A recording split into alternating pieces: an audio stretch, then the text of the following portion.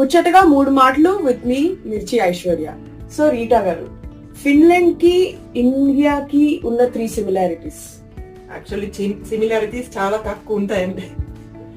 Indian culture గురించి మీకు నచ్చిన 3 విషయాలు. ఇక్కడ అయితే మనుషులు చాలా బాగుంటారు, ఎక్కువ మాట్లాడతారు, చాలా ఫ్రెండ్లీగా ఉంటారు.